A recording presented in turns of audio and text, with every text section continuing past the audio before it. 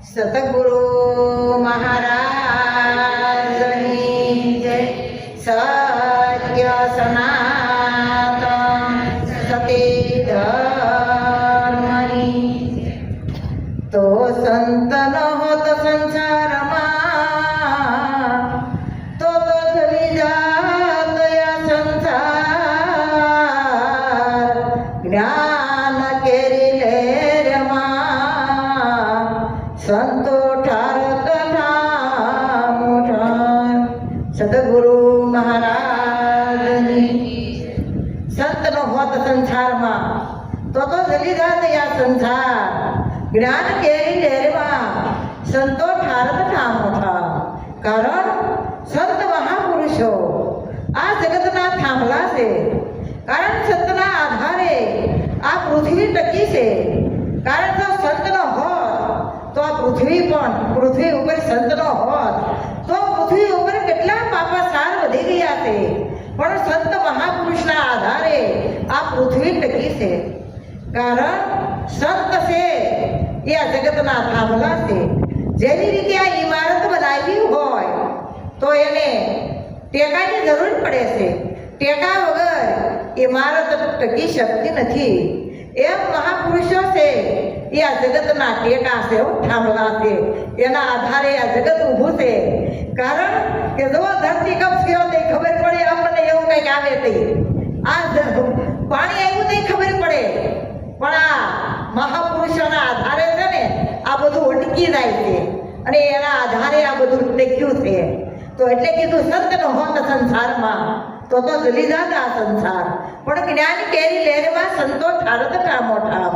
આ જ્ઞાનની લહેરમાં આ આધિ વ્યાધિ અને ઉપાધિ આ ત્રિવિધિના તાપમાં આખું જગત ભોગે છે.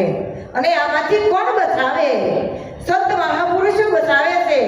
આધિ કહેતા આ તનની, વ્યાધિ કહેતા વ્યવહારની અને ઉપાધિ કહેતા દરેકની ઉપાધિના ટોપલા માથે લઈ અને આપણે ફરીએ છીએ. હવે એમાંથી આ સંતો આપણને છોડાવે છે.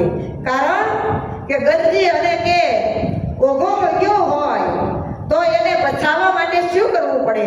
ત્યાં કૂવો ખોદવામાં બેહાય, ત્યાં બંબાવાળાને બોલાવે, ત્યાં તો હળગીને રાહત થઈ જાય. કાંઈ બસે નહીં વાહે.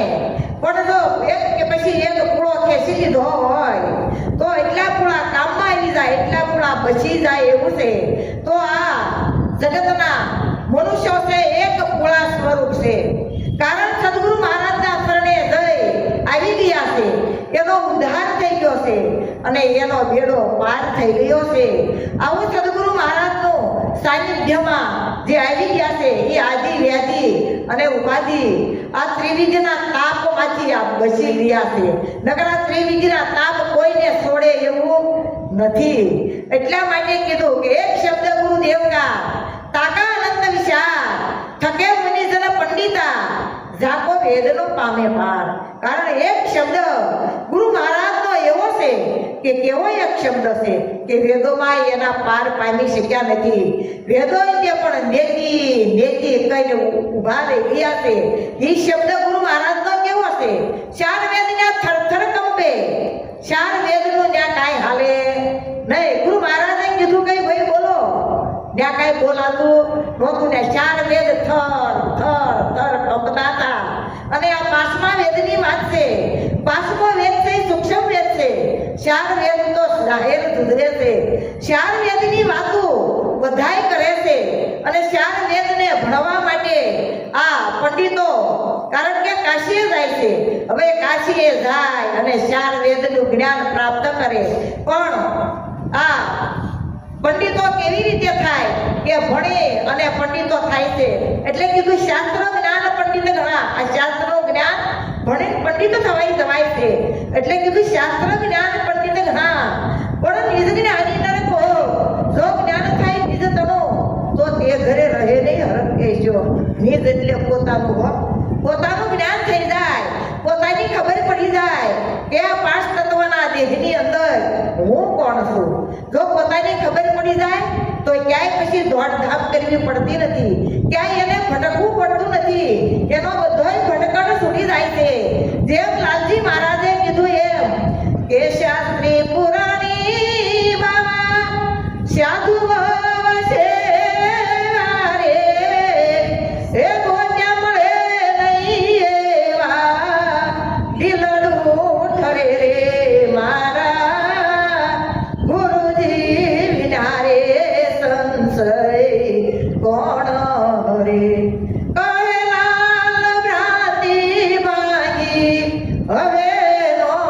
કરે રે મારા ગુરુજી વિના રે સંશય કોણ રે.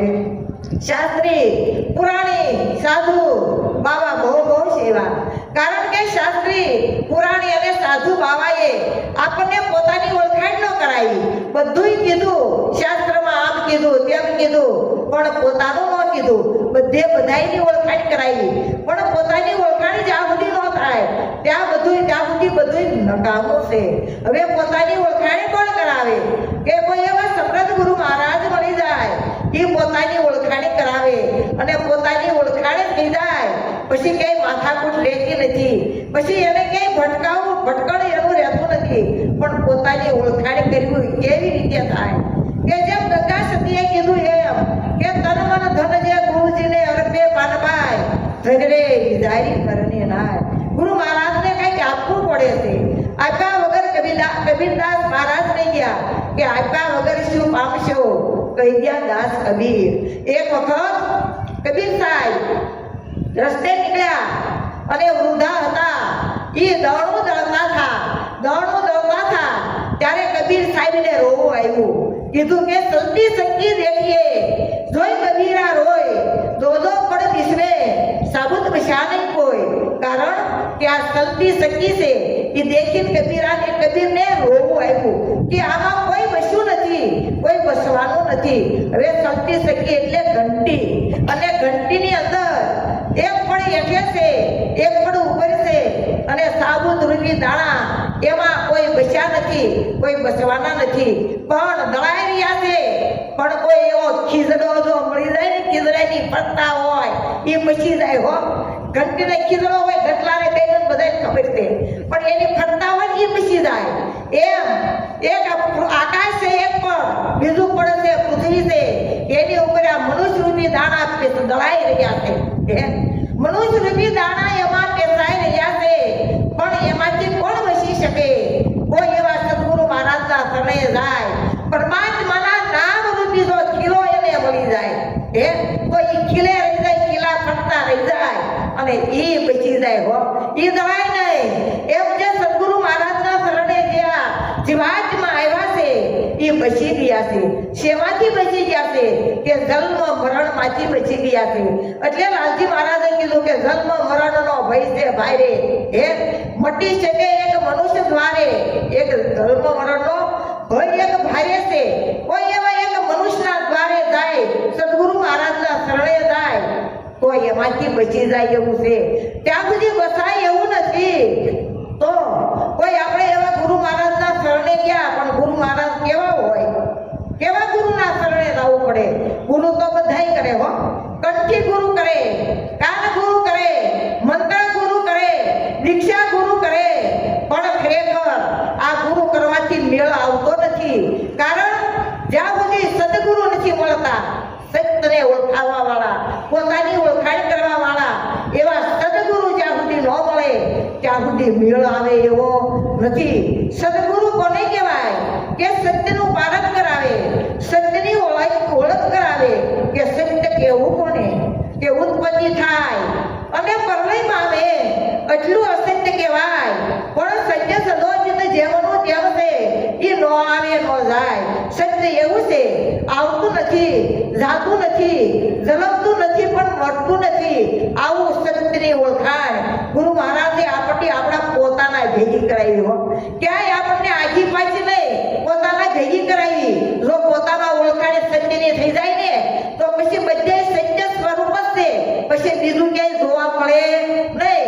પછી કીધું લાલજી મહારાજે કે સત્ય શબ્દ એ રામ, સબ ઘટમાં બોલે સત્ય શબ્દ એ રામ. આ સત્ય શબ્દ એ રામ છે. એ રામની ઓળખાણ આપણને ઘટોઘટની અંદર થાય. જેમાં થાય? ઘટોઘટની અંદર થાય.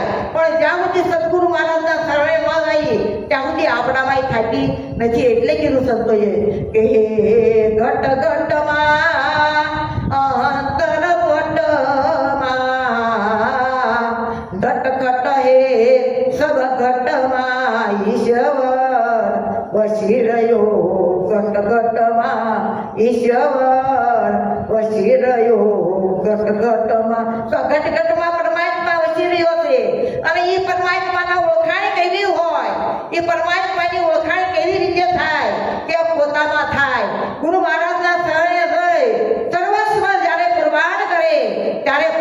પરમાત્માની ઓળખાણ પોતાના ગુરુ મહારાજ કરાવે છે. પછી એને પરમાત્માને ઓળખવા માટે ક્યાંય એને ગોળ ન પૂજવી પડે હો. પુરુષોત્તમ મહિનો ન રહેવો પડે. પુરુષોત્તમ મહિનો આપણે કાયમ છે કે નથી?